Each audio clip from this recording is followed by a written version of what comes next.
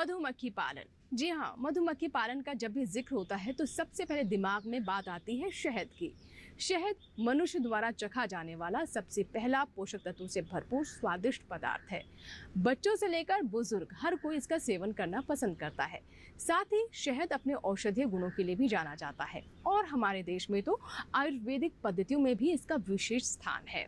शहद के साथ साथ मधुमक्खी पालन से कई और भी ऐसे उत्पाद मिलते हैं जिन्हें बेचकर हमारे किसान अच्छी आय अर्जित कर सकते हैं। मसलन royal jelly, bee wax, bee venom, इसके अलावा बी पोलन भी है।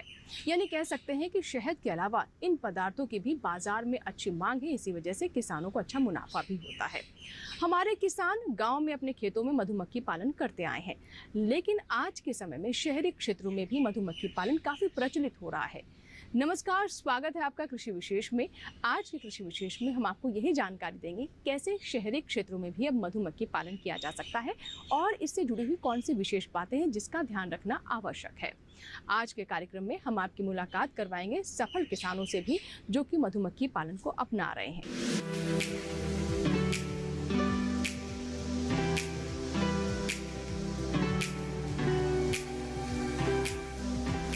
मधुमक्खियों के बारे में ये भ्रांति है कि ये फूलों को चर जाती है, लेकिन ये गलत है। वास्तव में यही मधुमक्खियां फूलों में परागन में अपना योगदान दे रही होती हैं। एक अनुमान के अनुसार कई महत्वपूर्ण फसलों में परागण के लिए मधुमक्खियों का योगदान 80% तक रहता है।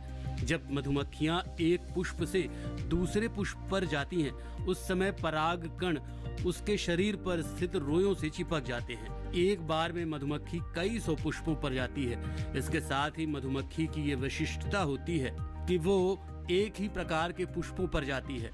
इस प्रक्रिया में एक पुष्प के परागकोश से परागण कर दूसरे पुष्प के वर्तिकाग्र तक स्वयं पहुंच जाते हैं और परागन आसानी की प्रक्रिया होती है।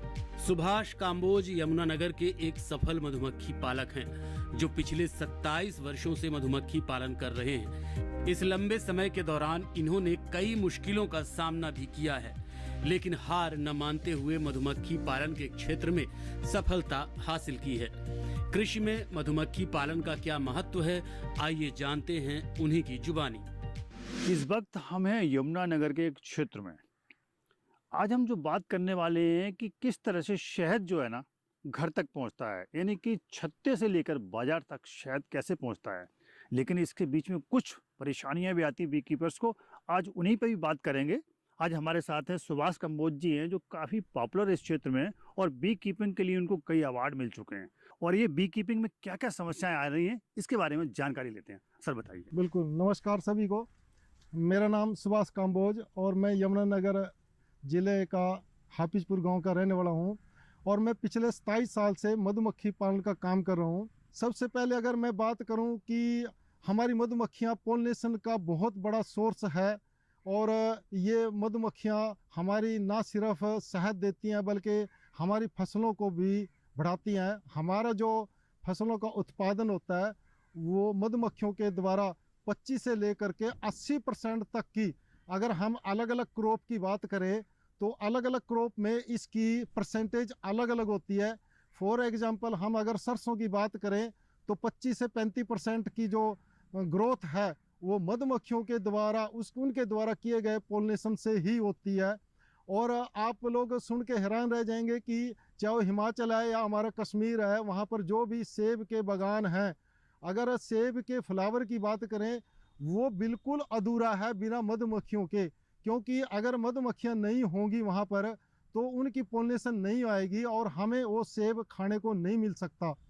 तो अगर मैं पोलिनेशन की बात कर रहा हूँ तो मैं ये भी बात आप लोगों को बतला देता हूँ कि हमें बहुत सारी कठिनाइयाँ फील्ड में ये आती हैं कि लोग के अंदर बहुत गलत धारणाएँ हैं कि मधुमक्खियाँ जो है वो फूलों का रस चूस लेती हैं और उस फूल के अंदर फिर कुछ नहीं रहता क्योंकि रस तो मधुमक्खियाँ लेगी। ये बहुत सारे किसानों के अंदर बहुत गलत धारणाएँ हैं। तो मैं आप लोगों के माध्यम से ये ज़रूर उन लोगों तक पहुंचाना चाहूँगा बात अपनी कि ये धारणा बिल्कुल गलत है।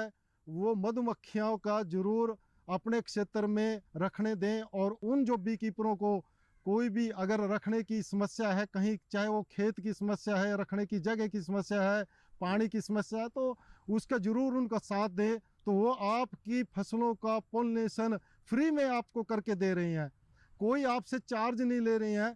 आपकी 25 से 35% की सरसों है चाहे सूरजमुखी की फसल है, उसका उत्पादन वो फ्री में आपका एक्स्ट्रा करके दे रहे हैं।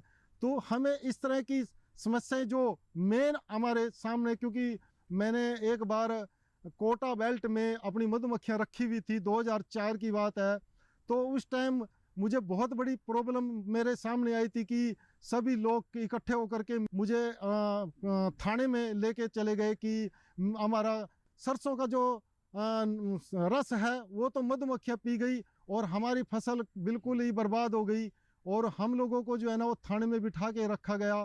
फिर हमारे जो डॉक्टर हैं एग्रीकल्चर डिपार्टमेंट के, हम लोग उनके पास हमने अपनी बात पहुंचाई, नेशनल बी बोर्ड तक अपनी बात पहुंचाई। फिर जो एग्रीकल्चर डिपार्टमेंट कोटा है, उन्होंने अखबार आती है वहाँ पे उन्होंने इसके बारे में निकाला, हमारे बारे में, मधुमक्खियों के बारे में कि ये फसलों को बढ़ाती हैं। तो तब जाकर के कुछ लोगों को मालूम चला, तब जाकर के हम लोगों ने को जो है ना पुलिस ने छोड़ा। और आपका चैनल भी, ये जो किसान चैनल बहुत अच्छा काम कर रहा है, किसानों तक बात पहुंचा रहा है, तो उन तक जरूर बात पहुंचाए कि ये हमारी फसलों को बढ़ाती हैं और इनको जरूर अपने क्षेत्र में रखने दें। हमारे देश में कई तरह के जानवर और पशु पक्षी पाए जाते हैं जिनके बारे में तरह तरह के शोध, और अगर कोई बीमारी भी हो जाए तो उससे निपटने के लिए कई कार्य किए जाते हैं, लेकिन मधुमक्खियों के बारे में कोई नहीं सोचता, जबकि मधुमक्खियों में भी कई तरह के कीट और रोग लगने का खतरा होता है। जैसे मोमी कीट, बरसात के समय इस कीट का अधिक प्रकोप देखा जाता है। इस कीट की लट छत्ते के अंदर सुरंग बनाकर इकट्ठा किए गए पराग और मकरंद को खाकर छत्ते को नष्ट कर देती है। इसके प्रकोप से रानी अंडे देना बंद कर देती है। दूसरा है चिचड़ी, माइट्स। ये ब्रूड को नुकसान पहुंचाता है।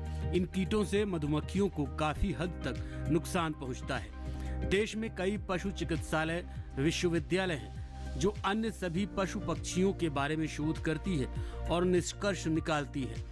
इस बारे में देश में जितने भी मधुमक्खी पालक हैं वो गंभीर रूप से सोचने पर विवश हैं। सुभाष कंबोज, जो कि एक सफल मधुमक्खी पालक हैं, वो क्या सोच रखते हैं, आइए जानते हैं।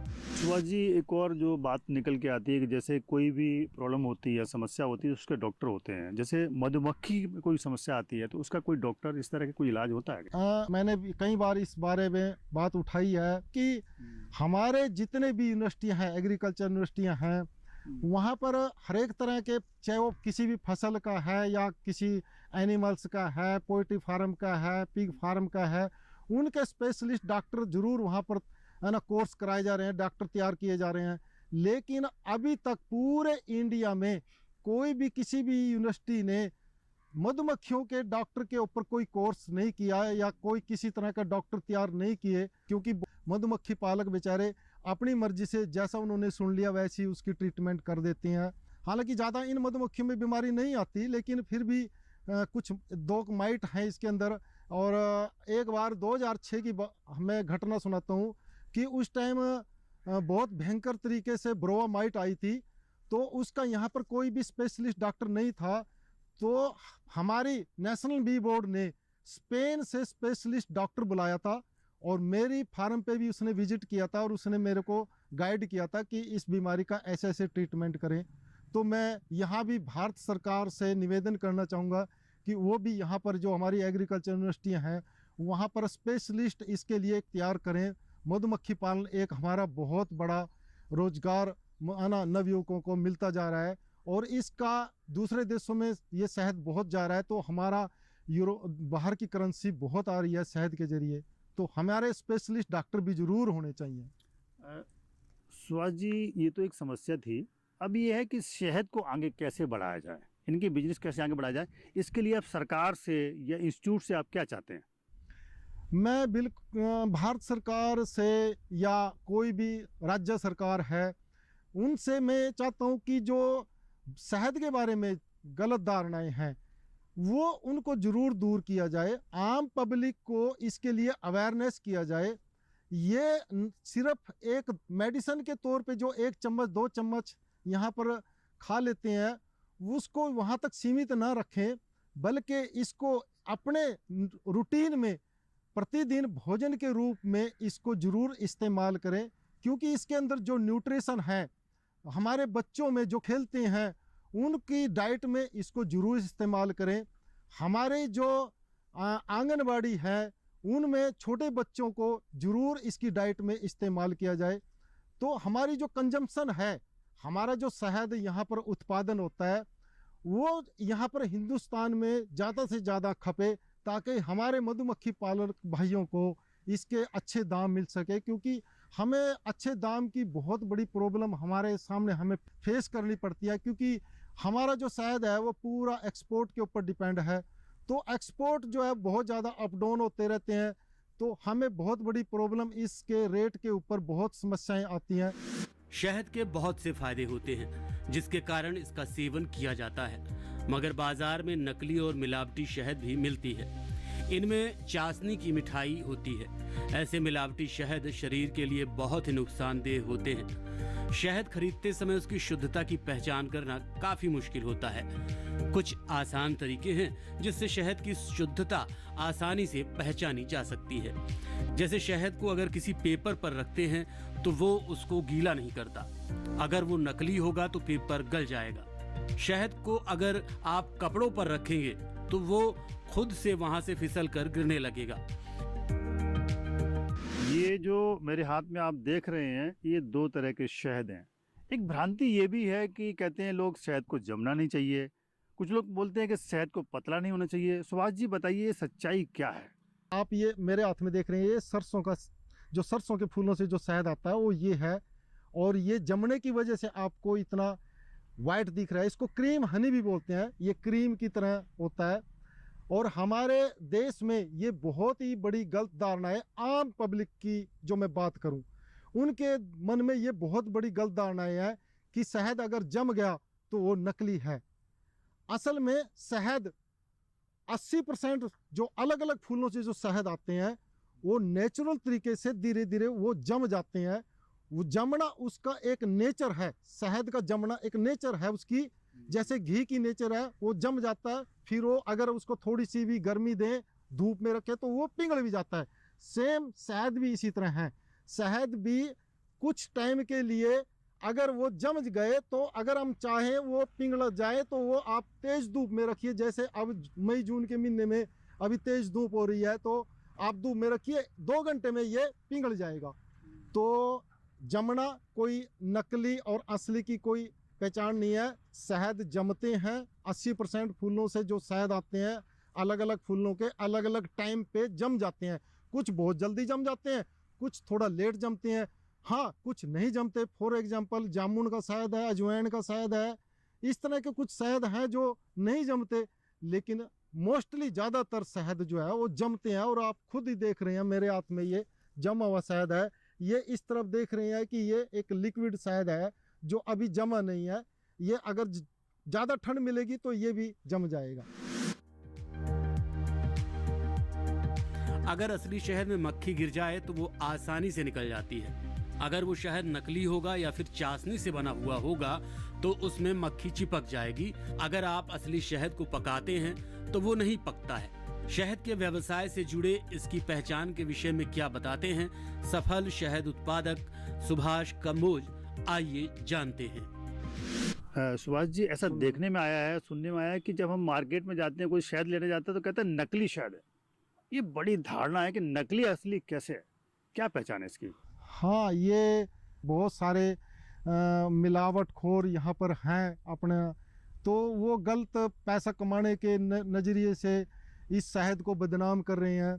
और मैं तो बिल्कुल आम जो पब्लिक है उसको यही कहूँगा कि आप शहद जो है अगर आप डायरेक्ट फार्मर से लें तो बहुत अच्छा है, आपको ओरिजिनल शहद मिलेगा। लेकिन फिर भी अगर आप फार्मर के तक नहीं जा सकते तो हमारे जो शहद हैं खासकर उसका कोई भी उसमें शहद में चमक नहीं होती। ये ना सोचे कि वो चमक रहा है तो वो असली है, साफ सुथरा है। ज़्यादा चमकने वाला शहद नकली भी हो सकता है। इसलिए गदलेपन वाले शहद अगर आपको मिल रहे हैं या वो जमन गया तो वो उसको नकली समझ करके फेंके मत। और सबसे बढ़िया एक मैं सिंपल तरीका भी बतला देता हूँ, आप अपने घर में भी आजमा सकते हैं। उसकी एक रुई की कपास की बत्ती बना लें और उसको शहद में डिप करें, फिर उसको माचिस की तीली से आग दिखाएं। अगर वो आग पकड़ लेती है जल्दी तो वो असली शहद है, क्योंकि शहद आग पकड़ता है। अगर उसने आग नहीं पकड़ी, इट मीन्स वो चीनी की चाशनी है या सिरप है। सिरप हो या चाशनी हो चीनी की, वो आग नहीं पकड़ेगी। तो जैसा सुभाष जी आपने कहा कि चमकने वाली चीज जो है ना सोना नहीं होती है, लेकिन ये जो है ये असली सोना है। स्वाद में मीठा शहद कई स्वास्थ्य संबंधी बीमारियों से हमें बचाने में कारगर है।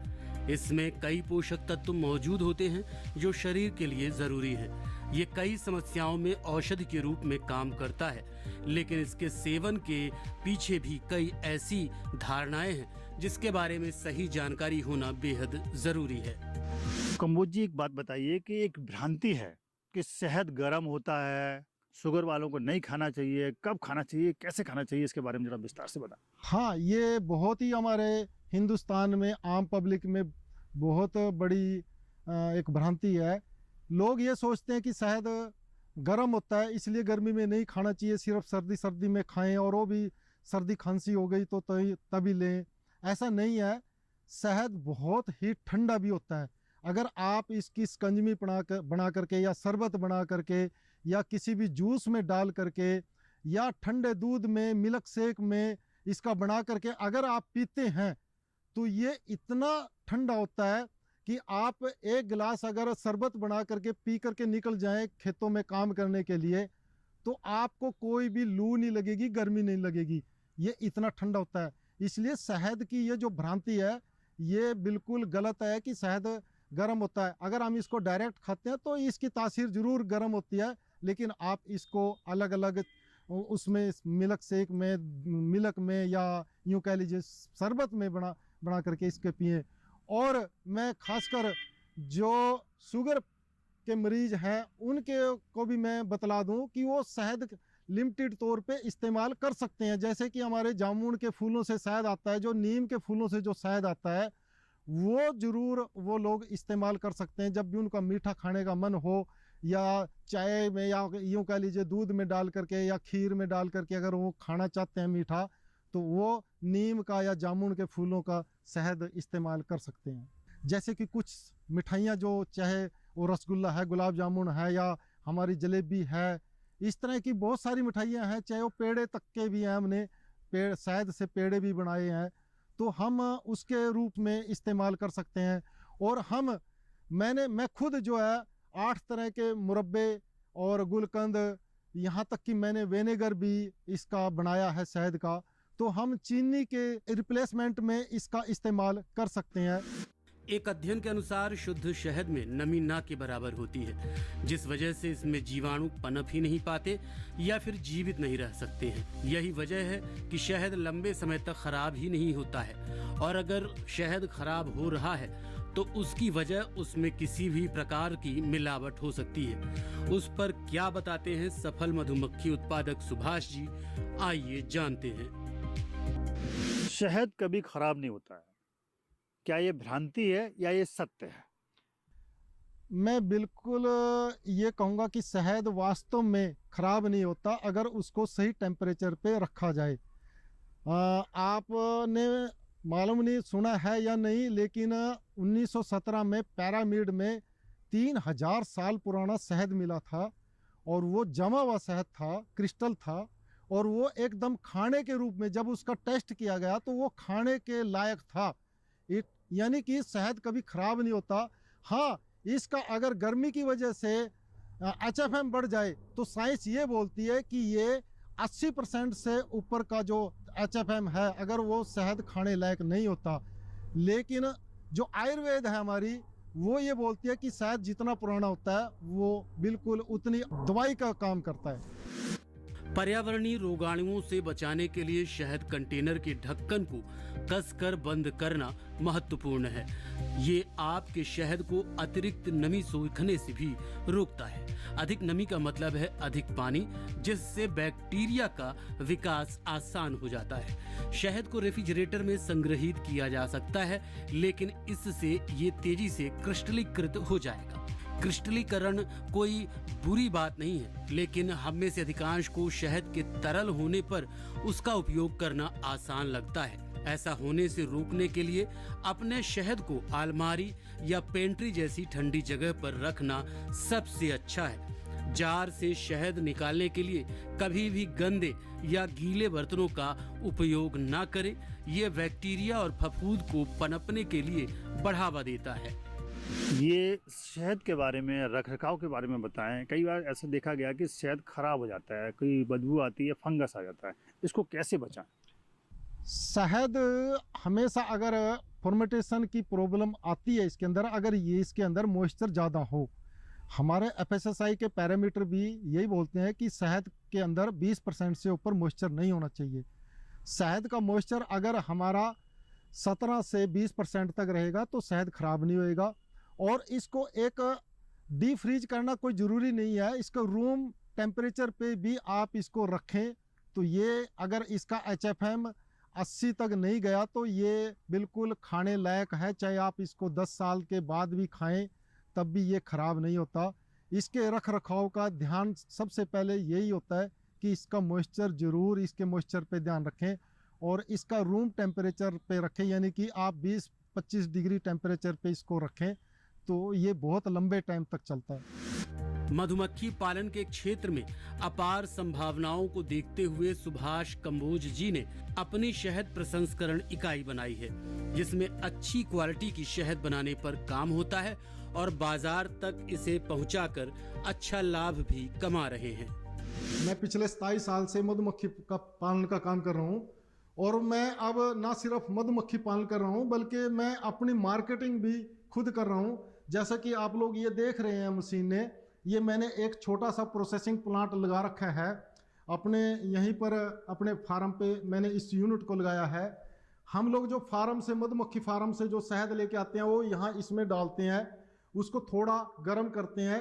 ये ऊपर मोटर जो देख रहे हैं उस शहद को पूरे को हिलाते हैं ताकि वो एक जैसा, वरना बीच में वो ठंडा रहेगा, एक जैसा वो गर्म हो जाएगा। जब वो थोड़ा उसका गर्म हो जाएगा, मॉइस्चर कम हो जाएगा, तब हम शहद को यहाँ इस मोटा मोटा फिल्टर यहाँ करते हैं। फिर बारीक फिल्टर करने के लिए हम स्पार्कर फिल्टर, ये स्पार्कर फिल्टर है, इसका इस्तेमाल करते हैं। ये मोटर यहाँ से पंप करती है और इसमें शहद आता है, जिसके अंदर इस तरह के 9 फिल्टर लगे हुए हैं अंदर इसके अलग अलग लेयर में। तो वो फिर यहाँ से फिल्टर हो करके शहद जो है अलग अलग टैंक में, क्योंकि हम अलग अलग वैरायटियों में काम करते हैं तो हम अलग अलग जो फूलों से शहद आते हैं उनको अलग अलग ही हम स्टोरेज करते हैं। तो हम जैसा जो टैंक खाली होता है उसमें उसको ले लेते हैं और वो टैंक में हम 2 दिन तक रखते हैं। फिर वहाँ से वो शहद जो है हम इन कैनियों के अंदर, बकेट के अंदर, फिर हम उसकी मार्केटिंग करते हैं। वो अलग अलग जगह पे पैकिंग होने के लिए जाता है। तो इस तरह के यूनिट पे, चाहे वो छोटी है चाहे बड़ी है, हमारी सेंट्रल गवर्नमेंट और हमारी हरियाणा सरकार जो है इसके ऊपर सब्सिडी देती है। 35 से लेकर के 85% तक इसके ऊपर सब्सिडी मिलती है। अगर हमने FPO बनाया है तो FPO के ऊपर जो है ना 90% तक इसके ऊपर सब्सिडी होती है। तो नया अगर कोई प्रोसेसिंग प्लांट लगाना चाहता है वो 200 kg से लेकर के 1000 kg तक की जो यूनिट होती है वो लगाई जाती है। आने वाले समय में मधुमक्खी पालन का क्षेत्र और भी तरक्की करने की संभावना रखता है। बस जरूरत है वैज्ञानिक विधियों को अपनाकर और लगन से अपने काम को करने का। देश के अन्य युवा किसानों को सुभाष कंबोज इस क्षेत्र से जुड़ने और इससे लाभ कमाने के लिए प्रेरित करते हैं। सुभाष जी, ये तो कुछ समस्या के बारे में जिक्र हुआ है। अभी ये जो नए मधुमक्खी पालक आ रहे हैं उनके लिए आप क्या मैसेज देना चाहते हैं, क्या संदेश देना चाहते हैं, कैसे वो अच्छे पालक बन सकते हैं? मैं सबको एक संदेश यही देना चाहता हूँ कि सबसे पहले तो पुराने मधुमक्खी पालक हैं उनकी गाइडलाइन में इसको जरूर करें, 1-2 साल उनकी गाइडलाइन में रहें ताकि उनका अनुभव उनके काम आ सके। और दूसरा, किसी भी तरह की इसमें आलस ना करें, क्योंकि आपके अंदर अगर इस काम को करने में अगर आलस है तो ये आप कामयाब नहीं हो सकते। वैसे तो कोई भी काम है, अगर आप किसी भी काम को जुनून के साथ नहीं करेंगे तो आप सक्सेस नहीं हो पाएंगे। तो आप ये जो काम कर रहे हैं मधुमक्खी पालन काम, अगर आप स्टार्ट करना चाहते हैं या कर रहे हैं, अभी शुरू किया है अगर जिन भाइयों ने, तो मैं उनको ये संदेश देना चाहूँगा कि आप इसको एक जुनून के तौर पर और एक प्रोफेशनल के तौर पर इसको करें। ऐसा करें कि आपको लगे कि वास्तव में इस काम में मुझे बहुत मज़ा आ रहा है और इस काम को करते हुए बहुत आनंद फील हो रहा है, तो आप जरूर इस काम में सक्सेस होंगे। मधुमक्खी पालन के क्षेत्र को आगे बढ़ाने में कृषि विश्वविद्यालयों और वैज्ञानिकों के द्वारा किए गए प्रशिक्षण और किसानों द्वारा की गई कड़ी मेहनत की अहम भूमिका रही है। कई लोग ऐसे कहते हैं कि मधुमक्खी पालन जो है करते हैं वो शहद के लिए करते हैं, लेकिन जैसे आपने बताया इससे और भी चीज़ें बनती हैं, वो क्या क्या बनती हैं जरा बताएं। हाँ जी, हम लोग सिर्फ शहद पर ही निर्भर नहीं है, हम इसके अतिरिक्त बी पोलन भी हम कलेक्ट कर रहे हैं, बी वैक्स इससे मिलती है, बी परपोलिस जो जिसकी दवाइयाँ बनती हैं, जो दवाइयों में इस्तेमाल होती है, तो बी परपोलिस इकट्ठी करती हैं, और बी वैक्स है उससे मोमबत्तियाँ बनती हैं, और जितने भी हमारे कॉस्मेटिक्स हैं जैसे क्रीम है, लिपस्टिक है, वो इस तरह की बहुत सारे प्रोडक्ट हैं जो कॉस्मेटिक्स के, उसमें बी वैक्स बहुत इस्तेमाल होता है। और इसी तरह बी परपोलिस है, वो जितने भी जख्म वाले जो दवाइयाँ बनती हैं उनमें इस्तेमाल होती है, और हमारा जो पायरिया है उसका इलाज ही बी परपोलिस है। हमारे यहाँ तक कि बी परपोलिस को अगर हम रेगुलर यूज करें लिक्विड बना करके, तो हम इस कैंसर का भी इसका भी तोड़ है। तो इस तरह हमारे जो ये प्रोडक्ट हैं और ये इस्तेमाल में टाइम पे अलग अलग उसमें दवाइयों में इस्तेमाल होते हैं। इस तरह हम लोग शहद से अतिरिक्त 6 प्रोडक्ट और लेते हैं। इन शोधों के परिणाम स्वरूप अब गांव, जंगलों के अलावा शहरों में भी मधुमक्खी पालन करना संभव हो सका है। मधुमक्खी पालन से किसानों की आय में भी बढ़ोतरी हुई है, साथ ही कृषि कुल उत्पादन में भी वृद्धि देखी जा रही है। यही कारण है कि भारत के लगभग सभी राज्यों में मधुमक्खी पालन व्यवसाय बड़े पैमाने पर किया जाने लगा है। तो ये था हमारा आज का कृषि विशेष, जिसमें हमने आपको शहद के बारे में बताया, शहद के प्रसंस्करण के बारे में विस्तृत जानकारी दी, कैसे शहद हमारी सेहत के लिए बहुत लाभकारी है, और इसके अलावा अगर आप इसका प्रसंस्करण करते हैं तो किसानों की जेब के लिए भी ये बहुत ही फायदेमंद है, यानी इससे काफ़ी मुनाफा कमाया जा सकता है। इसके अलावा शहद को अपने भोजन का हिस्सा बनाना भी हमारे स्वास्थ्य के लिए बहुत ही फायदेमंद है। आशा करते हैं कि आज का कृषि विशेष आपको ज़रूर पसंद आया होगा। अगर आपके कोई सुझाव है, कोई फीडबैक है, कोई बात आप हम तक पहुंचाना चाहते हैं, या फिर चाहते हैं कि किसी विषय पर हम कृषि विशेष लेकर आएं, तो आप हमें ज़रूर ईमेल करें और पत्र भी लिखें। हमारा ईमेल आईडी है ddkrishivishesh@gmail.com। पत्र लिखने के लिए आप हमारा पता नोट कर लें। कृषि विशेष, कमरा number 59A CPC, Doordarshan, Khelgaon, नई दिल्ली 110049। आपके ईमेल्स, आपके पत्रों का हमें इंतजार रहता है। आप अपने सुझाव हमें ज़रूर भेजें। कृषि विशेष के एक नए अंक में एक नए विषय के साथ फिर होगी आपसे मुलाकात। तब तक आप बने रहें दूरदर्शन किसान के साथ। नमस्कार।